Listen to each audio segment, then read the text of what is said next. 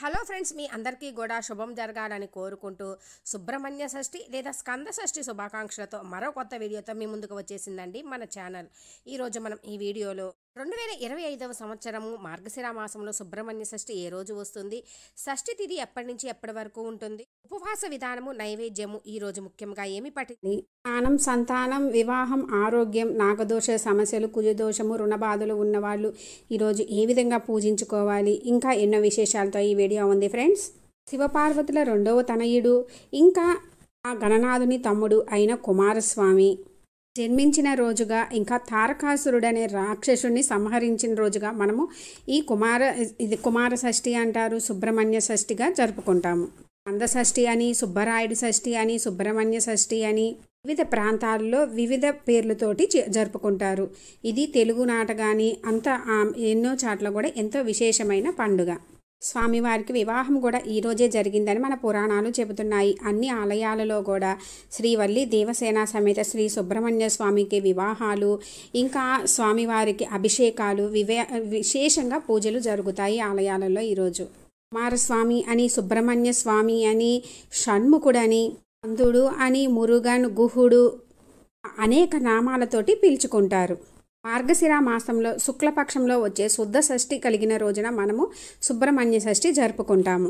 ఈరోజు స్వామివారిని పూజించడం వలన అనేక నాగదోష నివారణకు, సంతానలేమికి, జ్ఞానవృద్ధికి, కుజదోష నివారణకు, చర్మవ్యాధులు, ఆరోగ్య సమస్యలు, రుణ సమస్యలు, కుజదోష సమస్యలు ఉండి వివాహంలో ఇబ్బందులు ఏర్పడిన వాళ్ళకి, వివాహం శీఘ్రమే కావాలనుకునే వారికి, అనేక సమస్యలకు తరుణోపాయము ఈరోజు సుబ్రహ్మణ్య స్వామిని ఆరాధిస్తే కలుగుతుంది. మనము ఏది మనసులో అనుకొని కోరుకొని పూజించినా ఆ స్వామి వెంటనే నెరవేరుస్తారు. 2025వ సంవత్సరంలో సుబ్రహ్మణ్య షష్ఠి లేదా స్కంద షష్ఠి ఏ రోజు వస్తుందంటే 2025వ సంవత్సరం నవంబర్ నెలలో శ్రీ విశ్వావసు నామ సంవత్సరము మార్గశిర మాసం అన్నమాట. మార్గశిర మాసంలో మనకి 26వ తేదీ బుధవారం రోజు వచ్చేసి సుబ్రహ్మణ్య షష్ఠిగా జరుపుకుంటాము. ఈ రోజు తిథి షష్ఠి తిథి, నక్షత్రం శ్రవణ నక్షత్రం. షష్ఠి తిథి మనకి ఎప్పటి నుంచి ఎప్పటి వరకు ఉంటుందంటే 25వ తేదీ వచ్చేసి మంగళవారం అండి. ఈ రోజు రాత్రి 6:56 నుంచి ప్రారంభమవుతుంది. 26వ తేదీ బుధవారం రోజు వచ్చేసి రాత్రి 7:22 వరకు ఉంటుంది. మనకి సూర్యోదయ సమయంలో తిథి ఎప్పుడు ఉంటుందో ఆ రోజే జరుపుకుంటాం కాబట్టి 26వ తేదీ బుధవారం వస్తుందండి. ఈరోజు మనకి పూర్తిగా తిథి కూడా ఉంది. అందులో ఈరోజు బుధవారం అండి. ఆ గణనాథుని, సుబ్రహ్మణ్య స్వామిని అంటే అన్నతమ్ములు ఇరువురిని పూజించుకుంటే కూడా మనకి చాలా విశేష ఫలితాలు కలుగుతాయి. మనకి తప్పకుండా చాలా వరకు కూడా శివాలయంలో తప్పకుండా అయితే ఆ గణనాథుని, సుబ్రహ్మణ్య స్వామి విగ్రహాలు తప్పకుండా ఉంటాయండి. లేదు అనుకుంటే పుట్ట, పడిగ ఇక్కడ ఏమైనా ఉంటాయి కదండి, అక్కడ ఎక్కడ చేసుకున్నా కూడా చాలా మంచిది. తప్పకుండా అయితే ఈరోజు ఆ గణనాథుని, సుబ్రహ్మణ్య స్వామిని ఇరువురిని పూజించుకోండి. ముఖ్యంగా ఈరోజు ఉపవాసం ఉండడం చాలా ముఖ్యంగా కఠినం ఉపవాసం ఉంటే గనక చాలా మంచిది. అట్లా ఉండలేదు, ఆరోగ్య సమస్యలు ఉన్నవాళ్ళు పాలు, పళ్ళు ఇవి తీసుకోవచ్చు. అసలు ఇంకా ఉండలేని వాళ్ళు బియ్యంతో వండినవి కాకుండా మాత్రమే తీసుకోవాలి. అంటే దోశలో కూడా మనం బియ్యం వాడతాము, అన్నము ఇలాంటివి ఏమి తీసుకోకూడదు. కుదిరితే గోధుమ రవ్వతో చేసిన ఉప్మా, ఫ్రూట్స్ అలాంటివి మాత్రమే తినాలి. బియ్యంతో చేసినవి మాత్రం ఎట్టి పరిస్థితుల్లో ముట్టుకోకూడదు. పొద్దునంతా పూజ చేసుకొని సాయంత్రము ఉపవాసము విరమించి అప్పుడు పూజించాలి ఫ్రెండ్స్.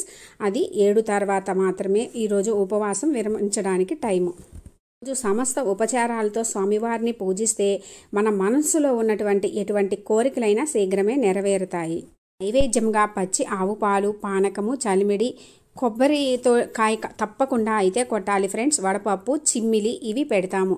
ఇంకా మనకి నాగుల చవితి, నాగుల పంచమి ఇలాంటి రోజుల్లో పాలు పోయిన వాళ్ళు, పుట్టలో పాలు పోయిన వాళ్ళు ఈరోజు పాలు పోసినా మంచిది. ఈరోజు స్వామివారికి పాలు పోసినా మంచిదండి. ఇంట్లో ఉంటే చక్కగా ఇంట్లో చేసుకోవచ్చు. ఇంట్లో పటం లేని వాళ్ళు జంట నాగులకి దగ్గరలో ఉన్న ఆలయానికైనా వెళ్ళి పాలు పోసినా మంచిది. ఇంట్లో ఒకవేళ పటం లేకపోయినా మనకి శివపార్వతులు, నాయకుడు కుమారస్వామి అంటే కుటుంబం కలిసి ఉన్న ఫోటో పెట్టుకొని చేసుకోవచ్చు. ముఖ్యంగా ఈరోజు దీపము ఆవునేతితోటి దీపం పెడితే చాలా మంచిదండి.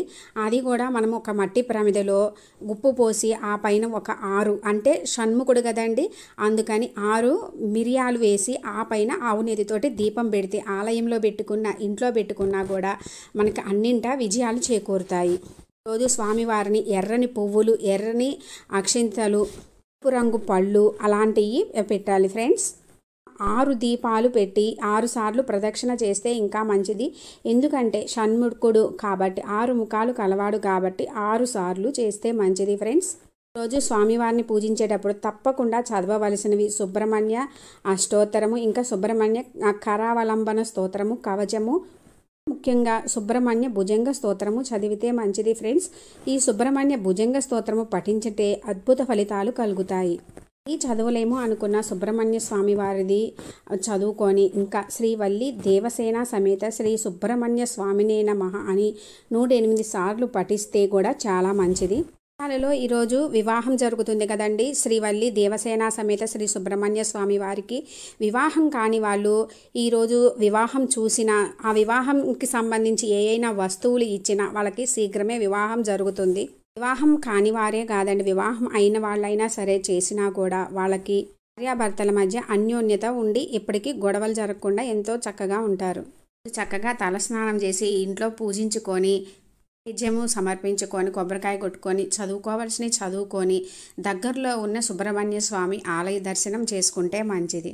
ఉపవాసం ఉండగలిగిన వాళ్ళు ఉండి, లేని వాళ్ళు చక్కగా చేసుకొని సాయంత్రం వరకు ఉపవాసం ఉండి తర్వాత ఉపవాసం విరమించుకొని అప్పుడు భుజించవచ్చు. ఇంకా విశేషంగా మార్గశిర మాసంలో వస్తున్నటువంటి సుబ్రహ్మణ్య షష్ఠి రోజు భక్తి శ్రద్ధలతో మనస్ఫూర్తిగా స్వామివారిని పూజించుకొని స్వామివారి అనుగ్రహంతో మీకు అనుకున్నవన్నీ కూడా జరగాలని కోరుకుంటున్నాను ఫ్రెండ్స్. Thanks for watching.